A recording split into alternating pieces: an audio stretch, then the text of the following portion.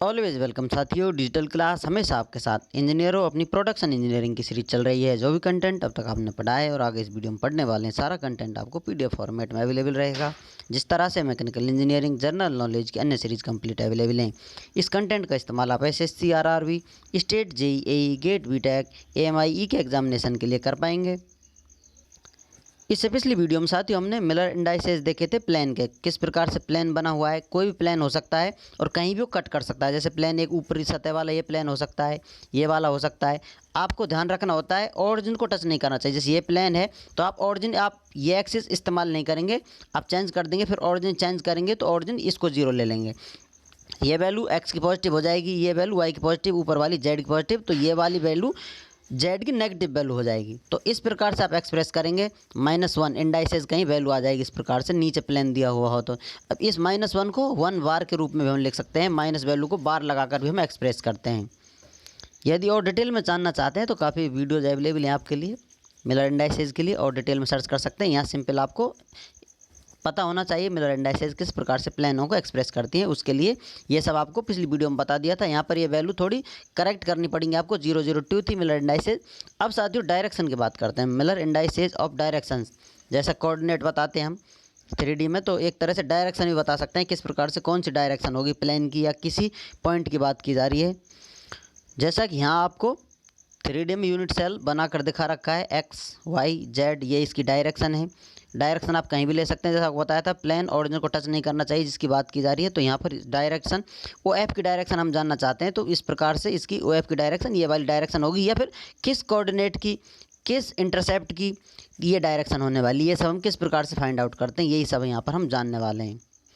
किसी पॉइंट से दूसरे पॉइंट को जोड़ दिया जाए तो उसकी डायरेक्शन क्या होने वाली है, वो कैसे एक्सप्रेस करते हैं, क्या उसके इंटरसेप्ट होते हैं। जैसे यहाँ डायरेक्शन ओ एफ की हम देखने वाले हैं। ये वैल्यू है आपकी ओ एफ की डायरेक्शन देखेंगे। Take intercept as indices in whole number, whole number में होंगे जो इंडाइसेस आपको दे रखे हैं। जैसे इंटरसेप्ट आप देख लीजिए, इंटरसेप्ट 110 है, यहाँ पर इंटरसेप्ट है। तो यहाँ पर ये वैल्यू क्या दे रखी है इंटरसेप्ट की, x पर 1, y पर 1 और z पर 0, ये वैल्यू कट कर रखी है। तो हम चलने वाले हैं ओरिजिन से। ओरिजिन कहाँ है अपना, ये ओरिजिन है। तो x में चलेंगे 1 चल लिए। y में कितना चलना है, y में भी चलना है 1, इधर y में आ गए। अब स्टार्टिंग पॉइंट को z तो जाना ही नहीं, ऊपर की तरफ तो है ही नहीं। अब स्टार्टिंग और एंड पॉइंट को आप कनेक्ट कर देंगे तो ये वाली आपकी डायरेक्शन होने वाली है। तो इस प्रकार से ओ एफ की ये डायरेक्शन इस एरो से हम एक्सप्रेस कर सकते हैं। जैसे यहाँ पर हम नेक्स्ट पॉइंट ले सकते हैं, नेक्स्ट एग्जांपल ले सकते हैं। ओ ई की डायरेक्शन क्या होगी, मिलर इंडाइसेस ये है। तो जैसा कि डायरेक्शन के लिए साथियों कैपिटल ब्रैकेट होता है, और जो प्लेन होता है उसके लिए हम मीडियम ब्रैकेट या मजला ब्रैकेट इस्तेमाल करते हैं, उसके अंदर वैल्यू होती है। तो इससे आपको पता चल जाएगा किसके इंटरसेप्ट हैं, किस इंडाइसिस की बात की जा रही है। तो अब यहाँ पर ओ ई की बात की जाए तो वैल्यू तीनों आपको 1 दे रखी है। तो किस प्रकार से हम डायरेक्शन एक्सप्रेस कर सकते हैं, तो यहाँ पर आपको एक्स में चलना होगा। ये ओरिजिन है। ओरिजिन कब चेंज होता है, कोई वैल्यू नेगेटिव हो तो ओरिजिन चेंज कर लेते हैं, या कोई प्लेन टच कर रहा हो। यहाँ पर हम डायरेक्शन की बात करें, ओरिजिन से चलेंगे 1, एक्स डायरेक्शन 1 चल लीजिए। अब आपको चलना होगा वाई डायरेक्शन 1 की तरफ आएगी। अब यहाँ पर जेड की वैल्यू 1 है, तो जेड की वैल्यू 1 ऊपर पहुँच जाएंगे। हाफ भी हो सकते हैं, कहीं भी हो सकती है। 1/2, 1/3 कितनी वैल्यू हो सकती है, इस पॉइंट पर हम आ पहुँचे। अब स्टार्टिंग पॉइंट और एंड पॉइंट को मिला देंगे तो यहाँ एरो लगा दीजिए, इसकी डायरेक्शन हो जाएगी। मिलर इंडाइसेस ऑफ डायरेक्शन इस प्रकार से हम एक्सप्रेस करते हैं। डायरेक्ट आप समझ सकते हैं जैसे कोऑर्डिनेट है, कोऑर्डिनेट होते हैं 1 1 1 है। तो अब ये क्या है साथियों, एक्स में 1, वाई में, जेड में 1 है। तो डायरेक्ट इस पॉइंट पर हम आ चुके हैं। इस प्रकार से ये डायरेक्शन हम बताते हैं। ओरिजिन से इस पॉइंट को जोड़ देने पर डायरेक्ट आपके पास आंसर होगा। मिलर इंडाइसेस हम प्लेन के देखते हैं तो आपको इंटरसेप्टों का पता होना चाहिए, किस प्रकार से इंटरसेप्ट लेते हैं, कहाँ पर कौन सा प्लेन कट कर रहा है, ये आपको पता होना चाहिए। सिंपल पता होता है, उनका रेसिप्रोकल कर देते हैं सेकंड स्टेप में। थर्ड में होल नंबर ले लेते हैं, कोई नंबर है तो मल्टीप्लाई कर देते हैं। एक तरह से एलसीएम लेकर कोई नंबर से होल नंबर आ जाएगा, और डायरेक्ट जो नंबर प्राप्त होता है उसको मिलर इंडाइसेस हम एक्सप्रेस कर देते हैं। डायरेक्शन की बात की जाए, इसमें कोऑर्डिनेट दिए हुए होते हैं, मिलर इंडाइसेस दी होती है, इंटरसेप्ट दिए हुए होते हैं। उनसे किस प्रकार से हम डायरेक्शन एक्सप्रेस करते हैं, तो आपको उस डायरेक्शन में चलना होता है और आपके पास फाइनल आंसर होता है।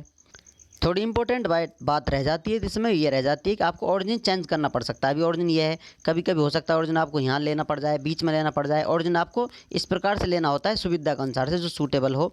आप यहाँ से और स्टार्ट करेंगे तो इस प्रकार 1 में आएंगे, सेकंड में तो यहाँ आ सकते हैं, हाफ में आ सकते हैं, तो ये डायरेक्शन होगी इस प्रकार से। ओरिजिन शिफ्ट कर लीजिए, आपकी ज़रूरत के हिसाब से आपको डायरेक्शन एक्यूरेट प्राप्त हो जाती है। कहीं से भी आप किसी प्रकार से इसे सॉल्व कर सकते हैं। चलिए साथियों, अब कदम बढ़ाते हैं, कुछ मिले जुले कॉन्सेप्ट जान पहचाने, पहले जान लिए आगे जानने वाले हैं। कुछ ऐसी चीज़ें हैं जो आपको याद करनी होंगी, आपको रेशियो पता होना चाहिए, किस प्रकार से डायरेक्ट उन्हें आप याद रख सकते हैं। Proof resilience in a member is stored strain energy, कितनी स्ट्रेन एनर्जी स्टोर करता है। प्रूफ रेजिलेंस क्या होता है, ये सब आपने डिटेल में पढ़ लिया था स्टार्टिंग में। जैसे इलास्टिक पॉइंट तक मान लेते हैं ये XYZ है, तो ये कोई रेंज है, इस प्रकार से यहाँ तक इलास्टिक पॉइंट है, इसके अंदर किसी पॉइंट की बात की जाए उसमें स्ट्रेन एनर्जी स्टोर होती है, वो प्रूफ रेजिलेंस होती है।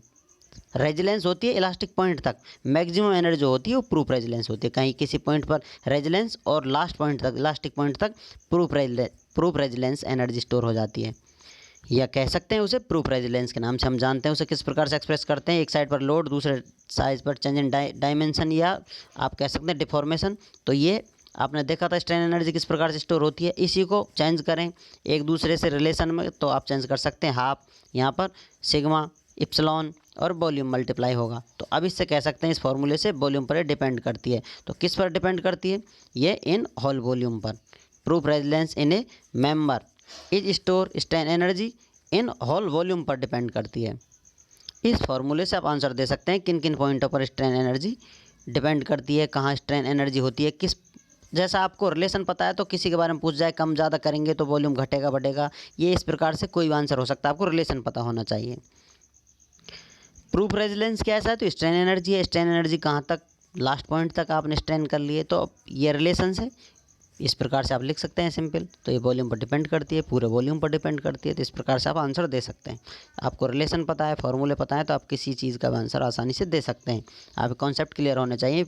इसे समझने के लिए पिछली स्टार्टिंग वीडियोज़ में आपको ये मिल जाएगी, कहीं भी स्ट्रेंथ ऑफ मटेरियल में मिल जाता है, कहीं से भी आप अपने कॉन्सेप्ट क्लियर कर यहाँ तक आएँ तो आपको ज़रूर समझ में आ जाएगी ये चीज़।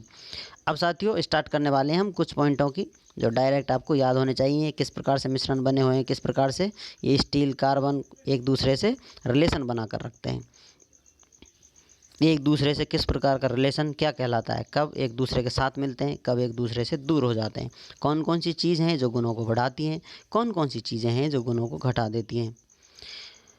वीडियो को अंत तक देखने के लिए, चैनल को सपोर्ट करने के लिए आपका दिल की गहराइयों से बहुत बहुत धन्यवाद। मिलते हैं नेक्स्ट वीडियो में, तब तक पढ़ते रहिए, व्यस्त रहिए, मस्त रहिए। जय हिंद, वंदे मातरम।